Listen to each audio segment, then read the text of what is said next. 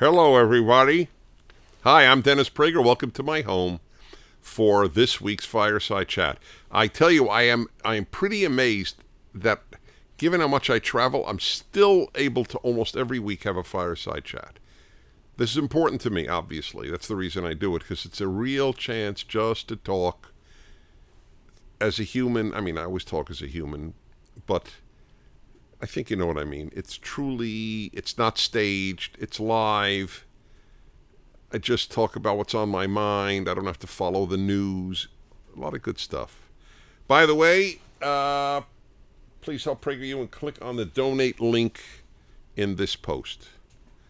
Everything is free. The only reason we could be as successful as we are in terms of touching people is thanks to donations. By the way, Can I announce the amazing YouTube figure? I guess I can't ask you and then not do it. So YouTube just released the numbers, and Prager University is the most widely viewed non-governmental organization, non-profit site. That's the way it is, non-profit. Well, what for-profit site has more than us? Oh, I see. Of course. Well, ESPN. If we compete with ESPN, anyway, it's the biggest nonprofit site in the United States, second in the world.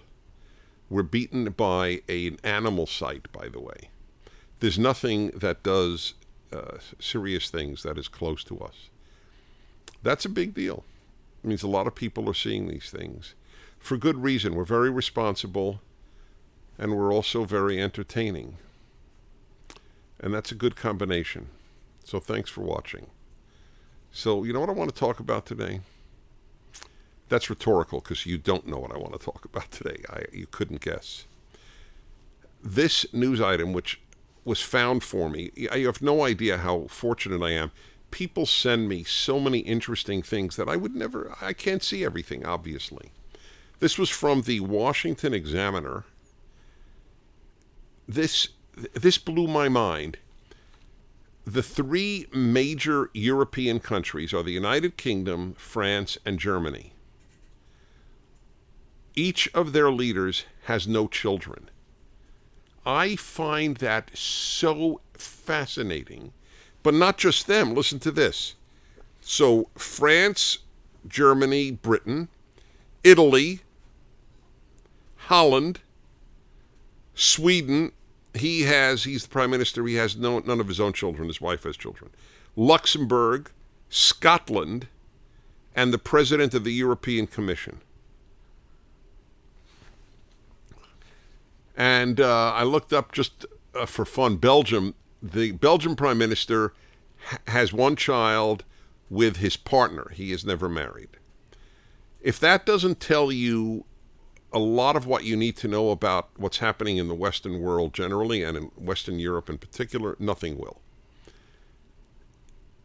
In the United States, it would be considered a detriment if you were not married. If you were not married to your partner in the U.S., it would be almost impossible to be elected president. I think that's a good thing. Because, and I say that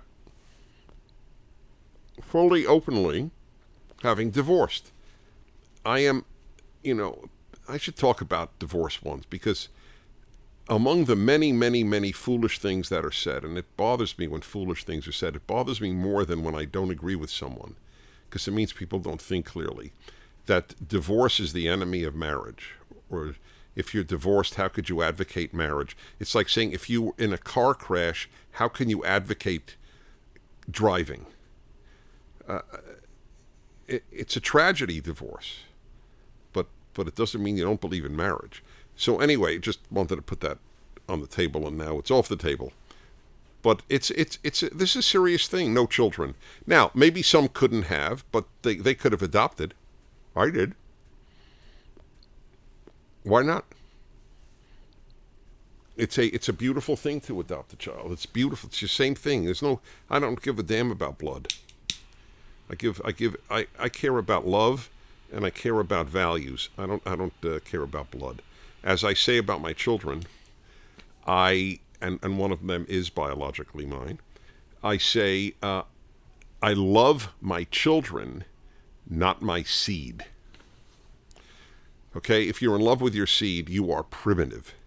If you're in love with your children, you're a wonderful parent. It's a big difference. You're a loving parent. Anyway, isn't that something? All these leaders in Europe don't have children. Europe is dying. I don't normally recommend to you a book. I read so many books, I would just spend the time recommending books to you. But I just read a book that I consider one of the most important I've ever read, and it was just published. The Strange Death of Europe? Guys, look, is that the title? The Strange Death of Europe. And what is his name again? Douglas... I think it's Douglas Murray, right? Douglas Murray. Yeah, you know what? I have trouble with his name. It's two first names. Drives me out of my mind. It's not as bad as the former ambassador to the Dominican Republic, Phelps. Why did his parents name him Phelps? It's one of the things that has always puzzled me. But anyway, this is a very indicative issue about Europe. And why is it? Why do you think it is? Why do you think Europeans don't have children? I mean, obviously some do, but almost every European country is dying out.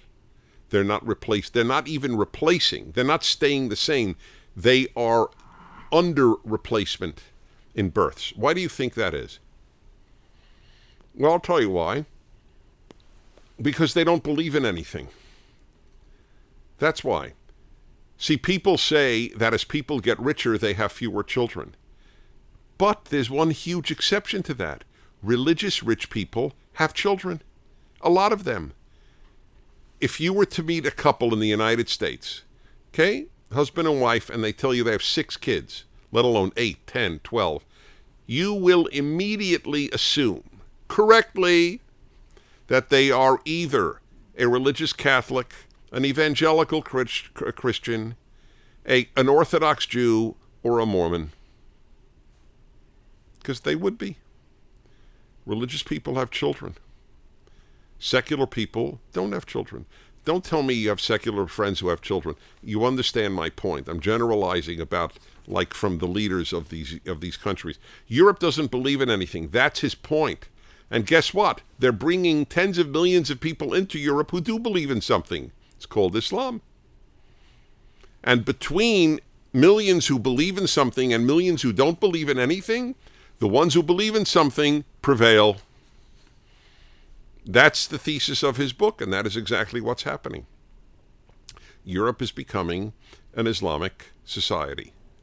Gradually, but it's before your very eyes. Now, for those of you who are multiculturalists, meaning any one of you who actually took their college professor seriously, unfortunately, in most cases, not all, you think it's a great thing because you are taught that there's no moral difference between any cultures. All cultures are morally equivalent. It's an amazing thing to think about, isn't it? So let me ask you, was Southern slave society the moral equivalent of Northern non-slave society? Ask your professor that next time they say that you can't say any culture is better than another.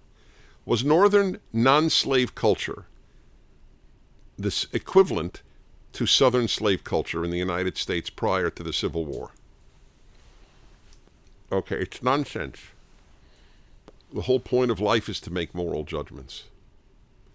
Some things are better than other things. It's just the way it is. Well, anyway, I just thought I'd share that with you about the leaders of Europe.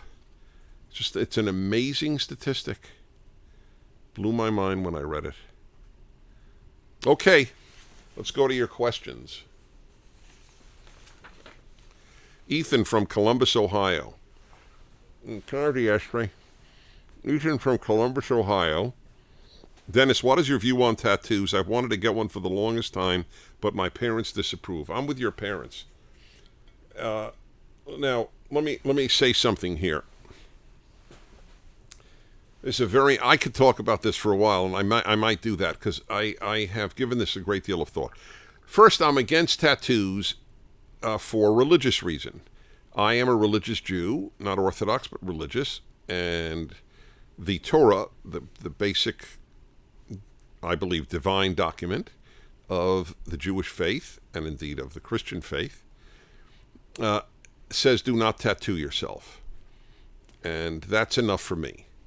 I think that the wisdom there is worth following. So I admit it, I start out with that preoccupation. Now, for those of you, which is the great majority of you, who don't think that the Bible should have a say, although that's a problem in and of itself, because then you have to figure out, well, does anything have a say, or it's all how do I feel about it? It's an interesting question, isn't it? But we'll put that aside for now. Let me make this clear, because I've given this a lot of thought. If let's say a girl has a butterfly on her ankle, I don't care. Okay, I'll be honest. It's all things being equal, no butterfly. But I don't care. I truly don't care. So extent is a big deal. And by the way, this will blow your minds because you're taught to never make a male-female distinction. I am more troubled by a great number of tattoos on a female than on a male. I admit it. One of the great beauties of the female is her skin. Why would you cover it? See, if I see a woman with a sleeve, then it really is a sleeve. I don't see her arm. But a woman's arm is a very attractive thing. So I don't understand the thinking, I'll be perfectly honest. Now, if a guy has a sleeve, I'm not a fan either, but male skin is not, a big issue in terms of attraction. The next thing is I'm torn. And this is why I'm torn. The number of people with tattoos, even a fair number, who are really nice people, is large. There was a time where tattoos generally signified lower class. And I don't mean economically. But today, that's just less so. I think there's a little bit of that, but it is less so. Let me give you an example that really, I have to admit, it did have an effect on me. I was standing in Hollywood. I live in L.A. This is coming to you from the L.A. area. And I was standing waiting for friends to pick me up to go to the Hollywood Bowl. And to hear, one of the great outdoor concerts there one summer day. While I was waiting, I was standing next to a young guy who was wearing, are you allowed to even say a wife beater? Yeah. Okay. I don't take But that. not really. Not really? Well, I don't know. What do you call it? I'll call it whatever you call it. Yeah, I call it wife beater. But I don't know. I mean, undershirt doesn't quite tell you what it is. Could be a T-shirt, I guess. Anyway, undershirt, wife beater, you know what I mean. He was filled with tattoos. He had rings everywhere. If there was an orifice, it had a ring. His nostrils had rings. His lips had rings. His ears had rings. And he kept staring at me. And I admit, I was a little uncomfortable. Is this guy sizing me up, maybe even for a mugging? Anyway, he kept looking at me, and my friends were late, and I'm standing there. What am I going to do, run away? And finally, the guy looks at me, and he goes, "Are you Dennis Prager?" And so help me God, I was thinking, maybe I'll just say, that's so funny. A lot of people ask me that. It's my cousin. But I didn't, because I have a certain, I don't have the capacity to lie. I'm sure I'm a giveaway when I lie, so I don't lie. Anyway, I said yes. And then the guy goes, "I love you, man." And I got to admit, it had an effect. I'm against all these orifice rings and the amount of tattoos. But I used to have a moral case, and I have less of a moral case, more of a social case. One of them is I'm not sure it's wise, because over time you may regret it. You know what you do. People do a lot of things at 22 or 18 or 25, and then they think when they're 40, 50, 60, that was silly. But none of them are permanent. Tattoos are permanent. So anyway, I'm with your parents on that one. I don't know. I think the gain is less than the loss. But I have to admit that I don't have the same visceral objection that I used to have. Lydia from West Richland, Washington. How are things at West Richland, Lydia? Dennis, I love your happiness hour on the radio. But still have trouble changing my mindset when I'm having a bad day. Do you have any advice? Oh, God, do I have advice? Oh, man. I don't ask you to change your mindset. That's the key. Never asked anyone to change their mindset. I asked them to change their behavior. Your behavior will change your mindset. The very fact that you ask, how do I change my mindset, means you haven't listened often enough or read my book on happiness. Happiness is a serious problem. Act happy, you'll feel happy. Act kind, you'll feel kind. Act generous, you'll feel generous. Act religious, you'll feel religious. People are waiting for internal changes. That's a big mistake. Act X, you'll feel X. Don't wait to feel X, because that may not happen. Okay? Is that answered? Viewers want to know what cigar you're smoking. Okay, I will tell you, but it just happens to be, I don't have a favorite cigar. It's like saying, people always ask me, what's your favorite cigar? But does anybody ever ask you, what's your favorite food? There's no such thing. Let's say it's pizza. Pizza's very popular. How many of you would have pizza every day? You'd get sick of it. So that's how I am with cigars. I smoke different ones all the time. And if I like them, I go back to them. Now, this one is a Don Pepin. It's a Jose Garcia. Whatever he makes is yummy, in my opinion. And I think it's from Nicaragua. I like Nicaraguan cigars. I don't like Cuban cigars. And it's nothing to do with politics. Nicaragua is pretty far left, too. So it has nothing to do with Cuba being a communist country. I think I don't particularly care for the taste. All right? Anyway, I like full-bodied. If you want to send me a cigar, ask the cigar dealer for the most full-bodied cigar, the strongest one he has, and then send it to me. Jake from Crystal Lake, Illinois asks, Dennis, how do you reconcile your belief in a benevolent God with your belief that human nature is not inherently good? That's a great, great question. You deserve a cigar. So maybe Lydia from Washington should send you a cigar. I don't know why. I just thought I'd volunteer Lydia. How do I reconcile my belief in a benevolent God with my belief that human nature is not inherently good? Here's the interesting thing. God had a hard time with that. You know, I'm working on the biggest project of my life right now. I am writing a 500,000 word, and I write concisely, 400,000 to 500,000 word commentary on the first 5 books of the Bible, known as the Torah. Genesis, Exodus, Leviticus, Numbers, and Deuteronomy. They're the books that guide my life, and I want them to guide everybody's life, including atheists. So there's a very interesting thing. In Genesis, God makes the human being, sees how rotten we turned out. The world is filled with violence. And then it said, it's an amazing phrase, God got sad. When God saw how bad his creation was, he got sad. Here's the story. God This is my take.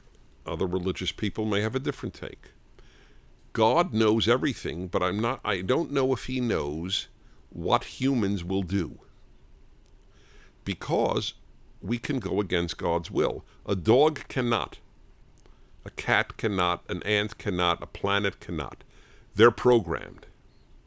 But we're not programmed. We're the one creature in the universe not programmed. We can do what we want against God's will. God was surprised that we chose a rotten way.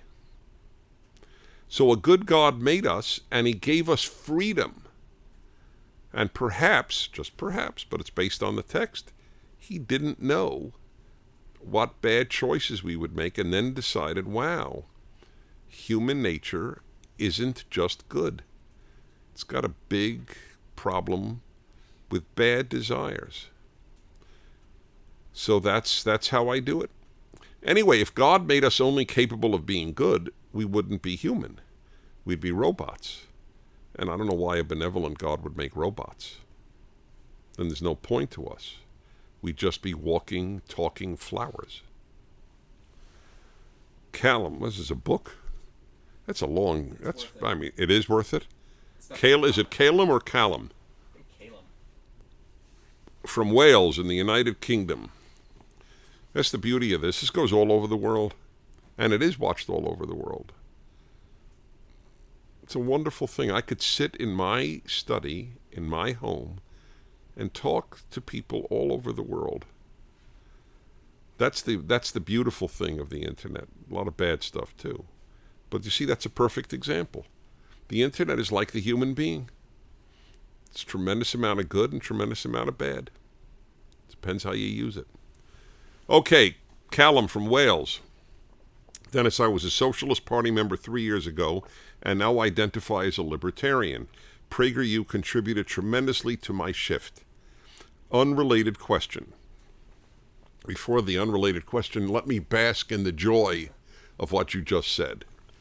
That's we want to change minds. No question about it. We want to change minds. The left way of thinking is very damaging. And even though people might mean well, meaning well means nothing. Most evil is done by ideas that had good intentions. Have you ever had any personal experiences that confirmed your faith in a way that couldn't be scientifically calculated? Yeah, every day. Of course. We're talking about God, correct? I mean, that's the assumption. Yeah, how about love? Love can't be scientifically calculated. Or here's one for you. I will be conducting at the wonderful Walt Disney Music Hall on August 16th. I'll be conducting a Haydn Symphony with the Santa Monica Symphony Orchestra. If you're even remotely near Southern California, I promise you a night you'll never forget to come to that evening. I'm not being paid for it. I'm doing it because I love classical music.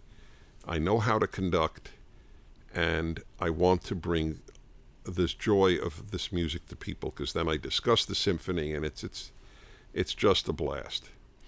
Anyway, I am amazed at how often I get the chills listening to music. Even not infrequently, I tear up. By the way, I found out a very interesting thing. It's odd that I do tear up. I have cried very few times in my life, but I tear up a lot with great music. And then I'll never forget, I have a very wonderful audio system. It sounds like live. My mother, may she rest in peace, was visiting from New Jersey. It was about 10 years ago. I put on Frank Sinatra on my super duper stereo system, and she started to tear up.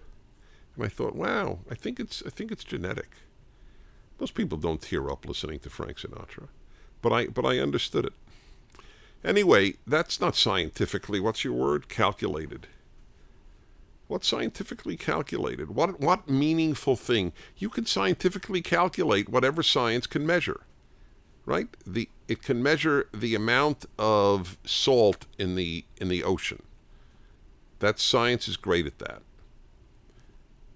But how does it scientifically calculate what really matters? Love, passion, meaning. Can it scientifically calculate meaning? When you see a child born, is the whole thing is science? I told you the story of my guy at the workout place I go to. I work out a few days, 3 days a week. So at the this place in the locker room, I sneezed, and I hear another guy in the locker room, and he goes, "Science." And I didn't know what he said. It was clear he didn't say "bless you" or "God bless you." He didn't say "Gesundheit." So I said, "Excuse me, what'd you say?" He said, "Science." I said, because I talk to strangers and I asked them questions. I was curious. I said, "When people sneeze, you say science?" "Yeah, I'm an atheist." Okay. That was awesome. Science. I see the guy a lot now, and I call him Mr. Science.